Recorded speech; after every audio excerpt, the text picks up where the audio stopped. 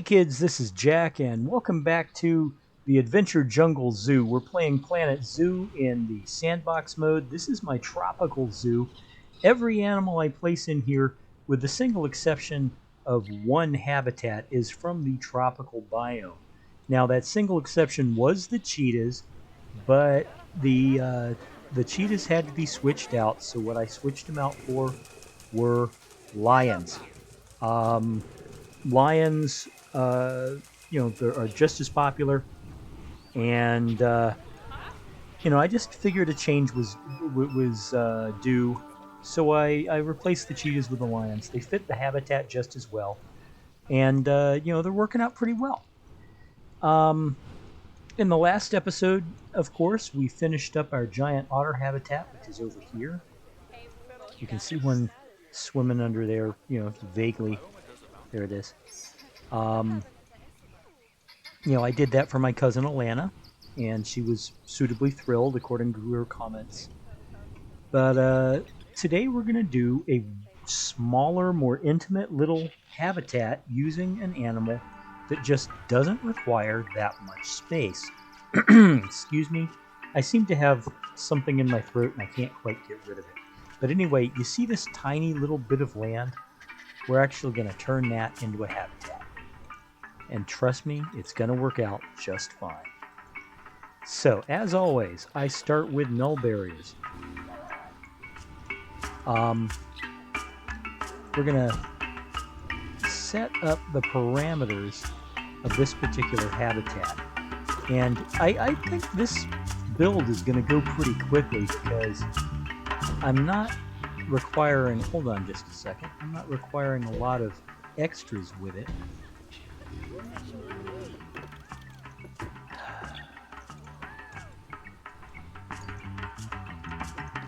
I'm going to get rid of that music before somebody gets copyright struck. Alright. Anyway, I expect that this build is going to go pretty quickly. To be honest, because we're not dealing with a lot of space. We're not dealing with a lot of complicated terrain. The animal that we're going to put here is perfectly fine with being in what is basically a flat space with a little bit of shelter, and as long as we give it food and we give it shelter and some plants and rocks, it'll be just fine. Now you may be wondering, well, what animal are you talking about here, Jack? Well, I'm talking about the Aldabara Giant Tortoise. When most people think giant tortoises, of course, they think the Galapagos tortoise. But there is a species of giant tortoise that lives in the Seychelles Islands, which are off the coast of Africa in the Indian Ocean. And these turtles, trust me, well, okay, technically they're not turtles, they're tortoises, but these animals can get gigantic. There's one at Busch Gardens in Tampa, and I swear it's about the same size as my couch. I'm not kidding. It's about the same size as my couch. And I've got a big couch. It is a huge reptile, but they're majestic, and they don't require a lot of room. And they also don't really freak out about people, so there's that. Anyway, I know they're African animals, but I'm actually going to use the South American bamboo here in their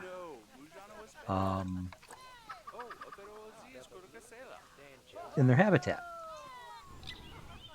Now, they don't require a lot of walls. They're not hefty climbers and they're not escape artists, these animals. So, alright. Let's cut this down to 1 so I can just do that. Alright.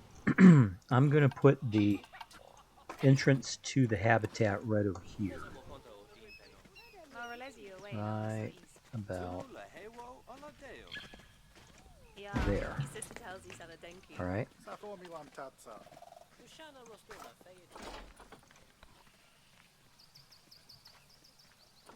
And let's get the wall ready. Need that.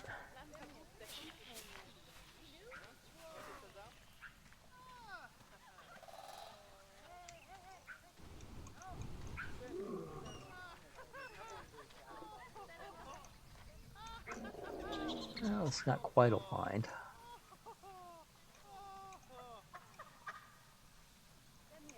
But it will serve. It will suffice, as old Billy Boy the Bard said. Alright. Or was it Ogden Nash? I can't tell. That's a joke, folks. If you don't know the difference between Ogden Nash and William Shakespeare, then you need to study more poetry. Not that it's easily mistaken. It's not like they wrote the same kind of poems. Ogden Nash was a humorist in addition to being a poet. Ogden Nash is the guy who wrote the poem "'Tis a wonderful bird, the pelican. His beak can hold more than his bellican." He also wrote "Candy is dandy, but liquor is quicker."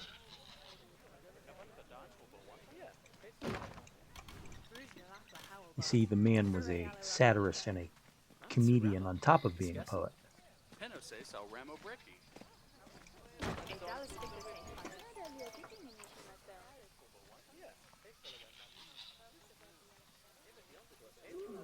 Now, I will tell you this, the barrier, the wall for this habitat is probably going to take me the longest time to finish, because while it looks like it's just going to be these bamboo stakes, I'm actually going to add to it. There's going to be like a multi-layer here. I think it's going to look pretty cool when we get done. And I'm just going to ram that third one right there. Okay. But here we go. Oh, I have to tell you guys the neatest story. I actually got to pet penguins yesterday. Yesterday was my birthday, and I live here in Orlando, and local to me is a SeaWorld. We have a SeaWorld of Orlando, and it's a really great place. They it's a fantastic aquarium and a zoo, and in addition to being a theme park. Excuse the cough again. Like I said, I have something in my throat and I just can't get it out. Anyway, they have a penguin encounter, and normally when you do the, it's called Kingdom of the Penguins, Empire of the Penguins, something like that. And there's an area that's themed like Antarctica, and you go in, and they've got this big building, and you go in, and you see this presentation about penguins and about how they live in Antarctica, or at least in Antarctic waters, and how they're fast swimmers and what they eat, and how the how the various species of penguin live. And then they open you up into this big wide room, and there are the penguins. And the big wide room that holds the penguins is geared toward the penguins, which means the air is a constant 32 degrees. I'd like to repeat that because it's vaguely important. The air inside this room is a constant 32 degrees. So it's cold in there. And, all right, that's a good start. That's an excellent start. Let's touch up the barriers. So anyway, and you can, and the only thing separating you from the penguins is, of course, the wall of the habitat. And And the wall of the habitat is this, very thick plexiglass tank wall, just like they make, uh, aquarium walls out of all across the country. That thick acrylic, unbreakable plastic that you could hit it with a tank shell and it won't break. Um, so and there's a pool, and it's like just out of your reach. The penguins are actually swimming around in this pool, and they don't mind you being there because penguins lack any sort of fear of humans. And they're up on their rocks and they're up on their ice, and they got nests, and they're doing their little penguiny thing. And you're in this cold room and you can take pictures and look at them and ooh and ah over them, and that's what I do because I absolutely love penguins. Penguins are my favorite animal in all the world. I am a geek for penguins. I have, you know, I have a devotion to them. I want to get a T-shirt made that says "I don't want to live in a world without penguins." It's a line from Happy Feet, for crying out loud. But I believe in it. It's that's something I believe in. I honestly, I don't want to live in a world without penguins. The world would be a lot sadder if we didn't have penguins. That's an honest belief. I truly believe it. The world would be a sad, sad place if we did not have penguins. So anyway, um, I was telling you the story. It was my birthday. Um,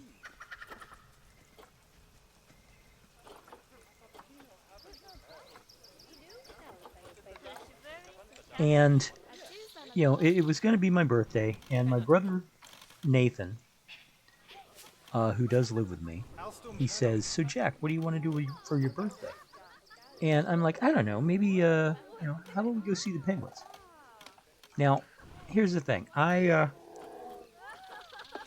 He and I, we have passes to SeaWorld, so we basically can go whenever we want. On a weekend, if we're bored, we can go. Hey, let's go down and take in a show at SeaWorld or something. We can go down and um, we'll watch the Sea Lion and Otter show, which is funny and corny, but mostly funny. And yeah, sure, why not? We can do that. But you know, or like I said, what do you want to do for your birthday, Jack? Well, you know what?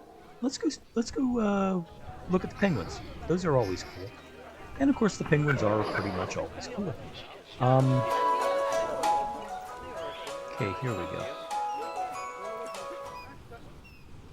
All right. So I thought that what we were going to do was we were just going to go down to SeaWorld, and we'd get in line to see the penguins. We'd go through it, and maybe we'd pick up a burger, maybe we'd get pizza, Chinese for lunch, whatever. But we wouldn't spend the entire day at the park necessarily, and uh, uh, nothing special, nothing weird, nothing unusual. The same old, let's spend a couple hours at SeaWorld looking at some cool animals that we've done innumerable times before. But apparently, my family had other ideas, because what they did was they bought us tickets to, I guess you'd call it a backstage tour, where you got to go into the habitat, into a special area in the habitat, and the keeper, who explains all kinds of things to you while you're there, how they how they take care of the penguins, the programs they're doing, things like that, and what they eat, um, how they keep track of breeding records and health records and things like that, how they really care about these birds. And she walks us into the habitat and she says, "Okay, you guys stay here. I'm going to bring over some friendly penguins." And of course, what she said originally was that none of the penguins in the habitat are afraid of people, but some of them actually like people and will come over and interact. You know, these are the ones who, when the keepers are in the habitat cleaning or feeding or doing whatever, they come over and want attention. They come over and want to play games, things like that. So she wanders off, and and those of us in the tour, there were my family and a couple other people, 5 of us total. We are like, yeah, okay, this is going to be cool. This is going to be cool.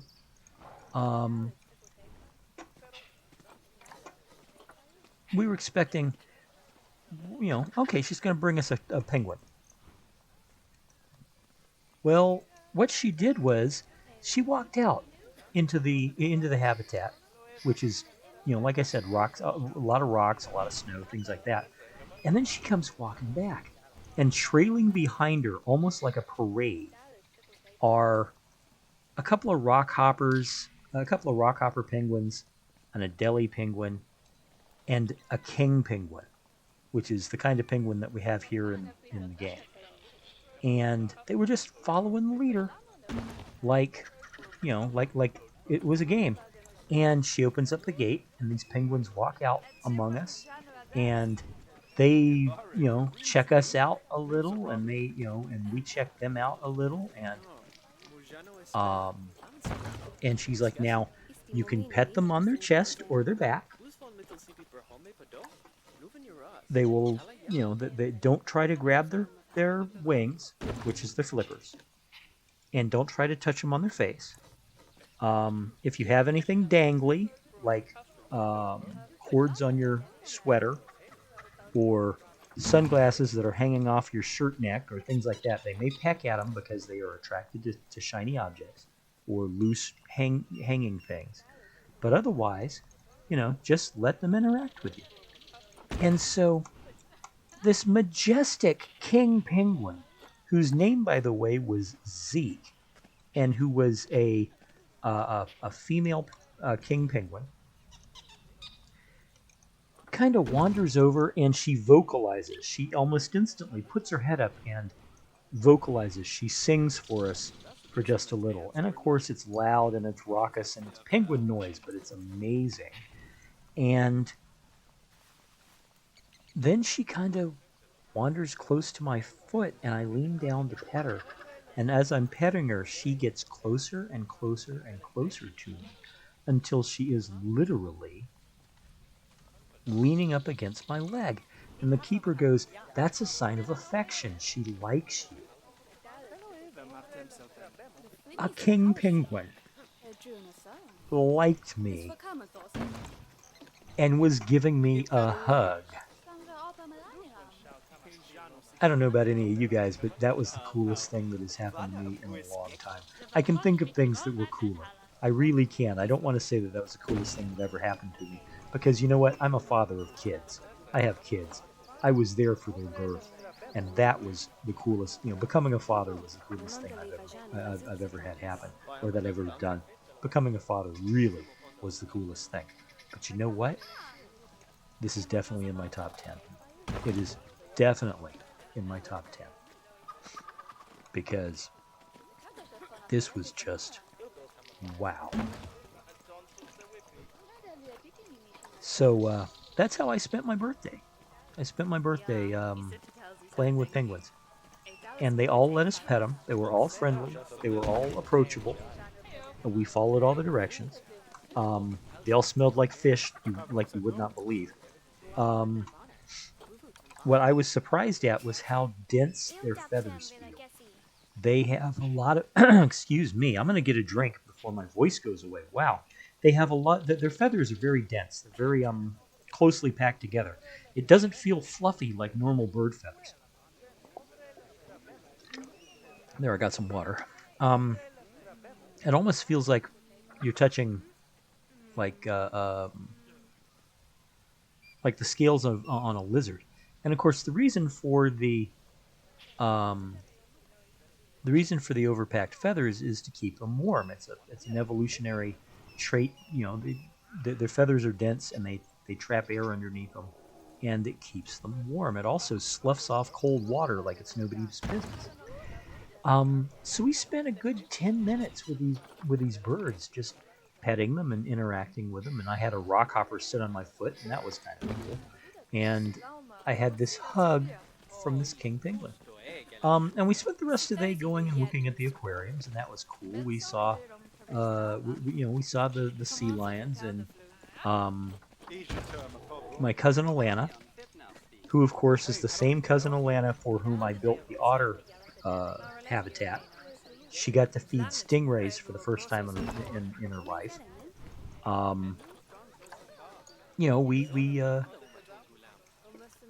We had a good time. It was a good time was had by all.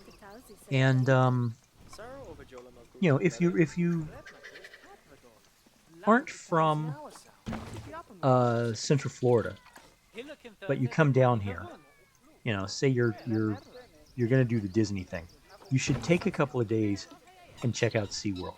Because I got to tell you, if you were to ask me to pick one Central Florida theme park to save and tell me that the ones I didn't pick were going to get bulldozed, I'd pick SeaWorld to save. Now, I know that there are people out there who are like, but SeaWorld abuses its animals. No, they don't. That's a lie. But they put the whales in tanks that are too small. No, they don't. That's a lie. If you watch that atrocious propaganda bullshit Blackfish, don't believe a word. All of it. Independent investigators have checked out the accusations made by that so-called documentary, and it turns out that the only thing that they got right, the only thing that they didn't lie about is this is SeaWorld of Florida. Well, yeah, that is true. When they tell you that they're at SeaWorld of Florida, that's true. And that's the end of their honesty. Everything else that they put in that film was a lie.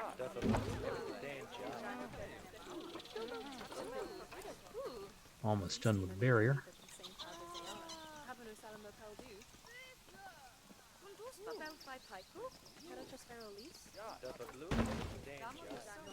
But anyway, I had a wonderful birthday. And, hopefully I'll be able to do it again sometime. All right. I'm going to do this first.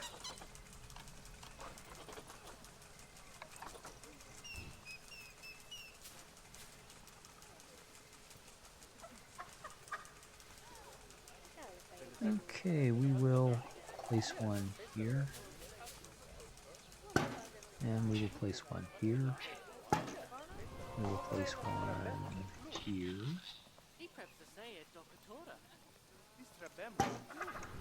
We will place one here. And we will place one here. Okay. Let's go get some tortoises.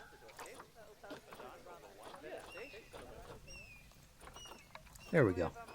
And we can turn off the western moving gorillas. All right.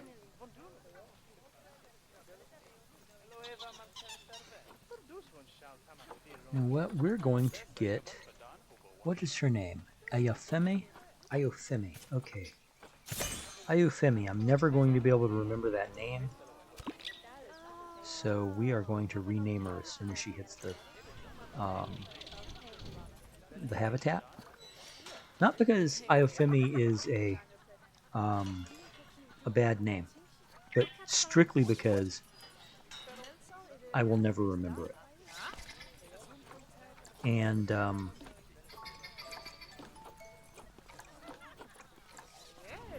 I want to. She's going to be our only giant tortoise.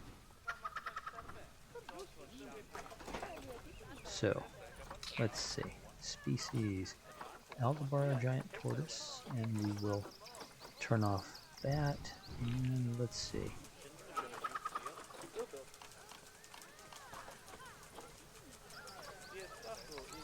Now she's going to be the only turtle in here, so...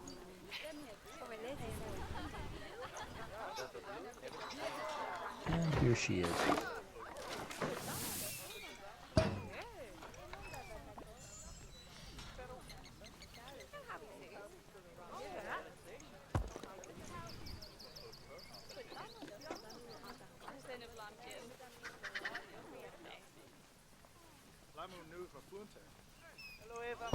All right.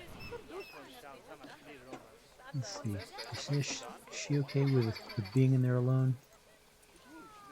Yes. Okay. So, oh, don't give me that. I actually happen to know that this is okay. Hold on a sec.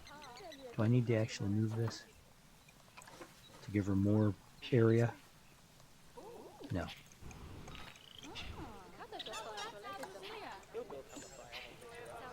All right.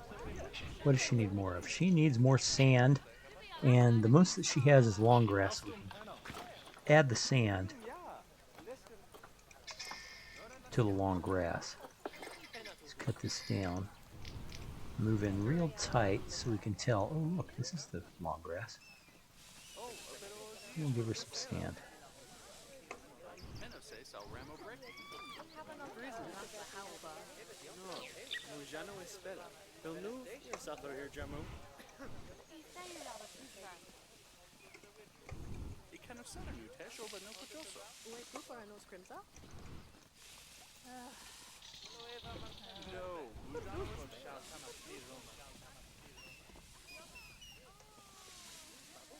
There we go. Now, does she need any plants? She actually doesn't need much, maybe just a little. So I'm going to, what I'm going to do, I think,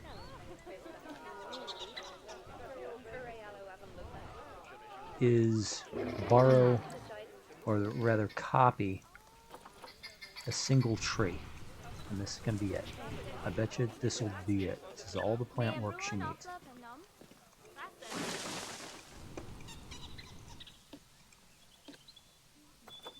Yep. Okay. Enrichment. She has no toys, which is sad. So let's see about getting her at least a couple. We will get her a fruit tree spike, or a fruit spike tree, or whatever it's called, so she can have a snack. We'll put a sprinkler over this way, and we'll give her a ball over here.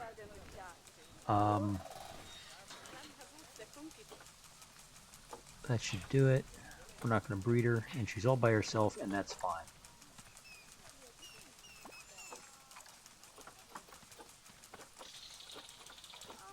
Okay.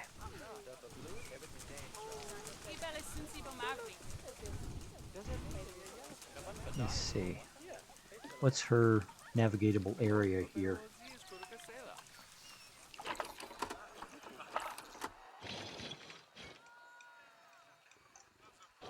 Alright, she can pretty much move the entire length and breadth of it. Let me double check. Do I need to put down coolers? What's the temperature range here? 16 to 42 degrees C. For whatever reason, all the temperatures got set to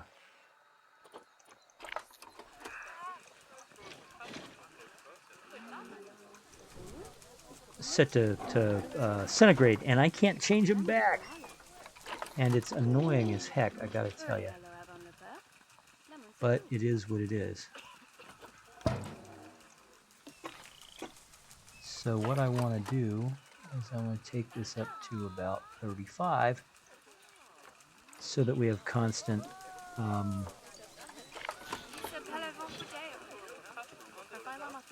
constant temperature in this habitat of about 35.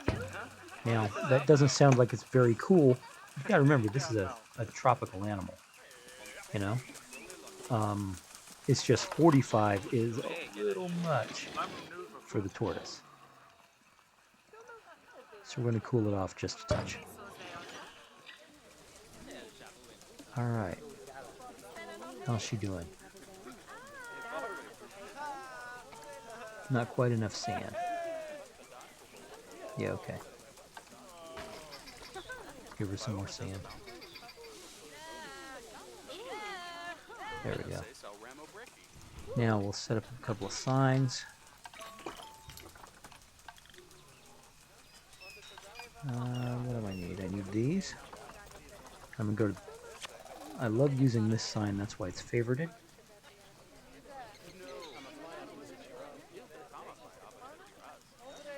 Alright.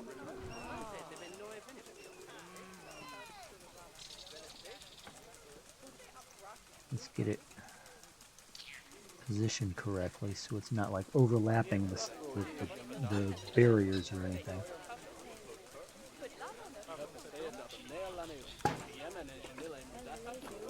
Alright. Let's place a couple more of these down.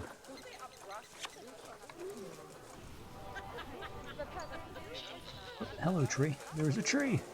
The tree was in my way. Okay. Now, I told you that this was going to be a very small habitat, and, you know, call me a liar. You know, you can call me a lot of things, but you can't call me a liar. That's absolutely a very small habitat. Because I got to tell you, construction on this habitat is finished. There's nothing else I need to add. It's done. All I would need to do now is do what I'm doing here, which is basically decorating around it.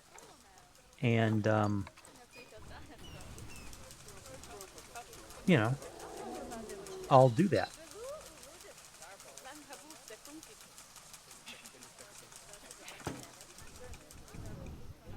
All right. So, let's borrow a bench.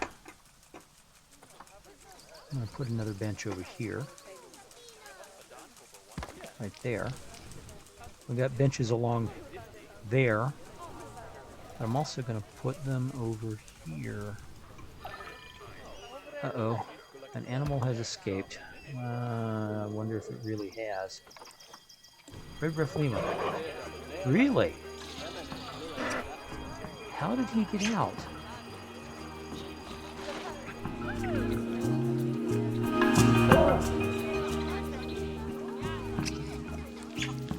How did he get out? I wonder. You know what? I bet it was a glitch. I bet it glitched.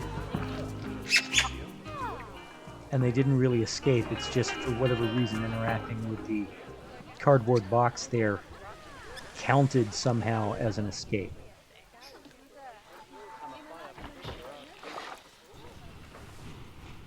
All right.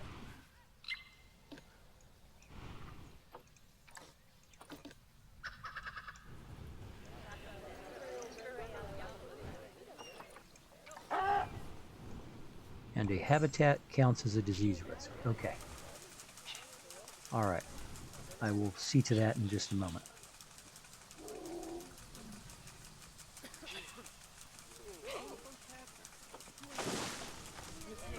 I know I said that construction on this habitat was done, but I decided that it just needs a couple more plants. Not many.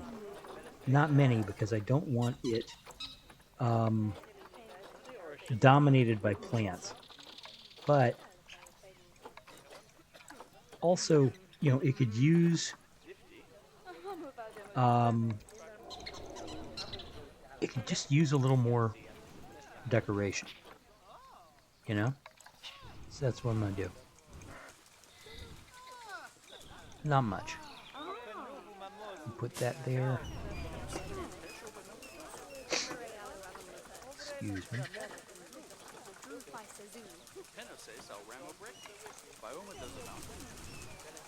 And we will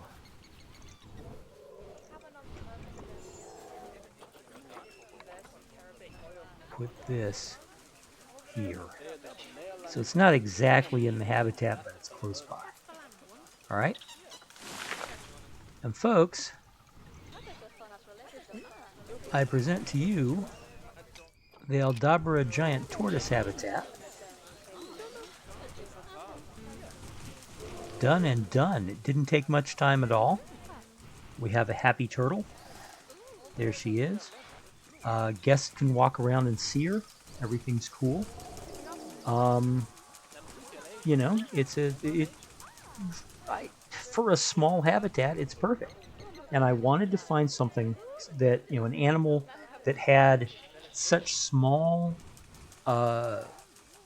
area needs that I could fit it into this little blip of a space. And the Aldabara tortoise was the perfect choice. Let's move this just a touch. There we go. And you know, there we go. Excuse me for bumping the mic. Now, before we go, let me see. The gorilla habitat is a cleanliness risk. Okay, let's call everybody in. Mechanic every month. Everybody should be doing this every month, folks. There's enough of you on staff that you should be keeping this clean. Okay, there he is. He's keeping it clean. All right. So yeah, there we go. Another habitat down. Another interesting animal added to the zoo. I don't yet know what I'm going to do next, but I do know that I'm putting it here. I am putting it there. We shall see. Anyway, folks, thank you for joining me. If you enjoyed this, please, by all means, hit that like button. If you haven't subscribed yet, go ahead and subscribe. I'm only a couple away from 200, so more subscribers is always good. I had fun doing this. I always have fun doing this. This is one of my favorite games. I've, you know, got thousands of hours playing it now, and it's just a way to keep that I keep mellow. It really is. If you are at all interested in giving it a try yourself, I cannot recommend this game enough. This and its sister game, Planet Coaster, which I eventually plan on playing on this channel, despite the fact that I have never played it before. You know, I think I opened it a couple of times, but I've never actually done any real gameplay with it. I think, you know, to give you an idea, I have a couple of thousand hours. Yes, it doesn't matter if you're gonna... Wait. I thought I had all the lemurs on birth control. I thought I had all my lemurs on birth control. Oh my god. Okay, well, I'm gonna have inbred lemurs. Here I thought I got around the problem of constantly trying to punish my animals for having sex by putting them all on birth control, making sure they weren't having little inbred babies, and that's what happened. Okay, these two need to be rehomed, but it's going to make me release them to the wild. That's okay. I can't release them to the wild. Good. Okay, that's fair enough. So, where was I? Anyway, folks, if you liked what I did here, please hit the like button. Please subscribe if you haven't already. I know I already said that, but that's okay. I'm saying it again. While you're out and about in the world, please be careful. We still are in the middle of a crisis, even though it's beginning to look like the crisis might be coming to a close, you know, soon. Soon is not the same as immediately. Be safe. Please be safe. Please be safe.